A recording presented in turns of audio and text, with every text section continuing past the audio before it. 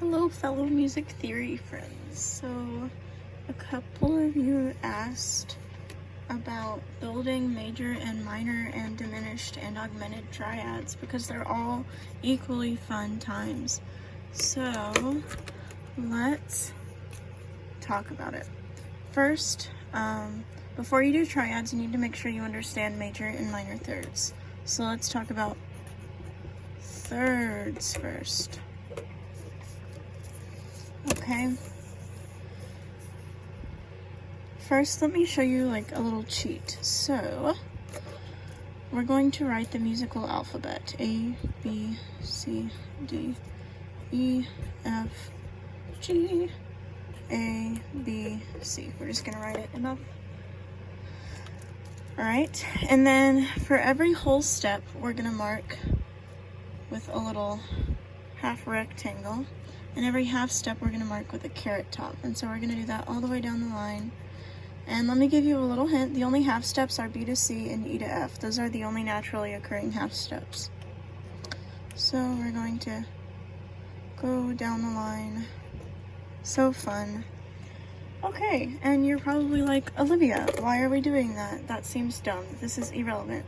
Well, you would be very wrong. So,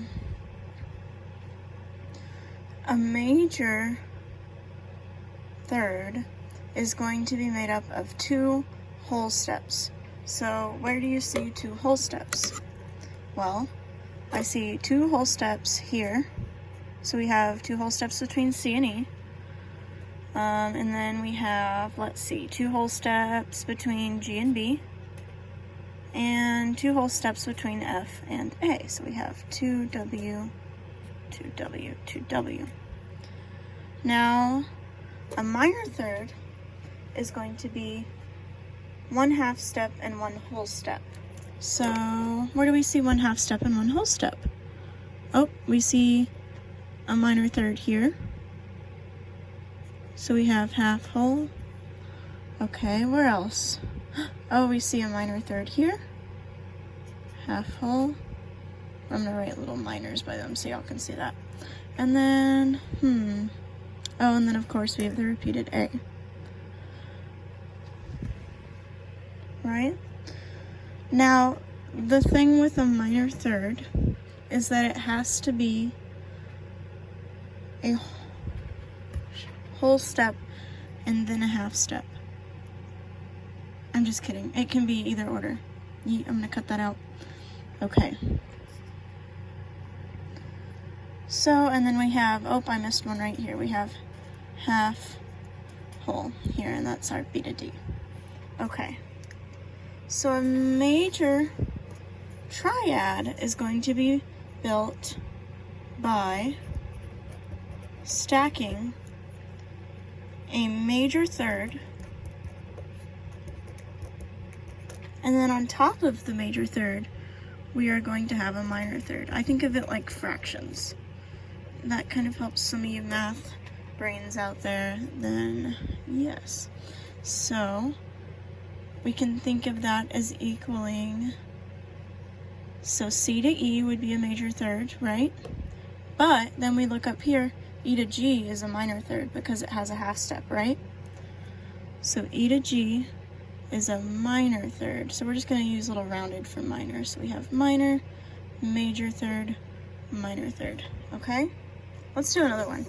So let's go, let's find one.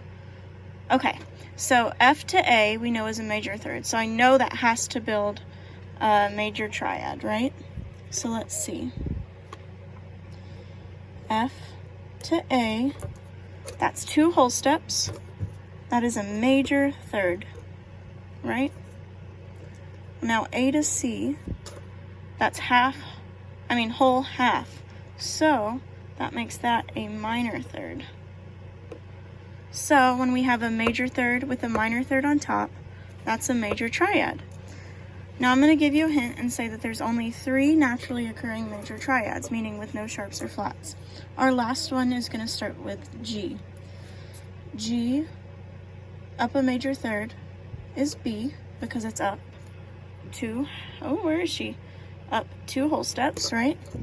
So major third, and then up a minor third from B is D, and that's because it is up a half step and a whole step, right? So we have a half step and then a whole. Or it could be, I mean, the same would be true of D to F because it's whole half. It just has to have a half step somewhere in there, right? It's about the space between the notes. So I'm going to move that. So that's a minor third. So then that together, again, makes a major triad. Okay? Now let's look at minor triads.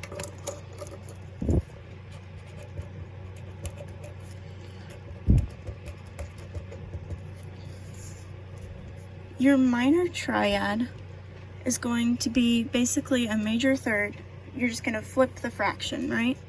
So you're going to flip the order. So you're going to have a major third. Oops, if I could spell major, that would be good. We're going to pretend that says major third over minor third. So you'll have a minor third on the bottom. So just like there were only 3 naturally occurring major triads, there are only 3 naturally occurring minor triads. A to C starts with a minor third. So I know that the triad of A must be a minor triad. So A is a minor third. Okay.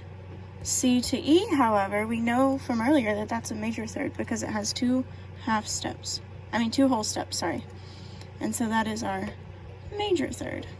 And then same thing with D to F is a minor third because we have whole step, half step. So that's a minor third.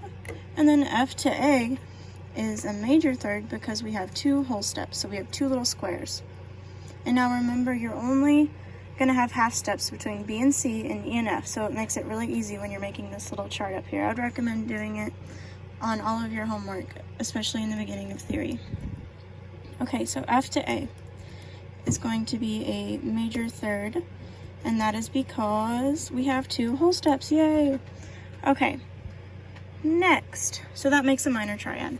So next, our last naturally occurring minor triad is E, G, and E to G is a minor third because we have half step, whole step, right?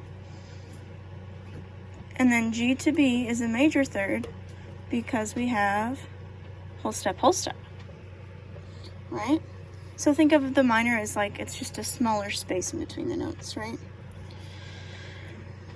Okay, so we have our 3 naturally occurring minor triads. Now, the last special triad, there's only one, our naturally occurring diminished triad.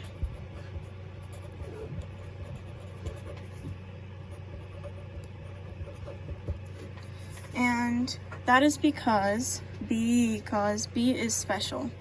So if you look at B to D, what is that? It's a minor third, right? Because we have a half step, whole step. But then you look at D to F. It's also a minor third because we have whole step, half step. So that means when we're looking at the B triad naturally occurring, it's going to be diminished because there's a small space between each of the notes. So it'll kind of sound funky. It'll be like D, D, D. That was good sound effects. Anyway, so I hope this helps y'all. I would honestly recommend memorizing C, F, and G as being your major triads, and A, D, E as your minor, and then B, D, F as your 1 diminished, or B as your 1 diminished, right? So I think that really helps. Yeah, and then, but this chart is really helpful at figuring out your whole steps and half steps at first too with your triads. So yeah, hope this helps. I'll make another video about then changing these triads to make major and minor and augmented and diminished, and I think that will be so fun. So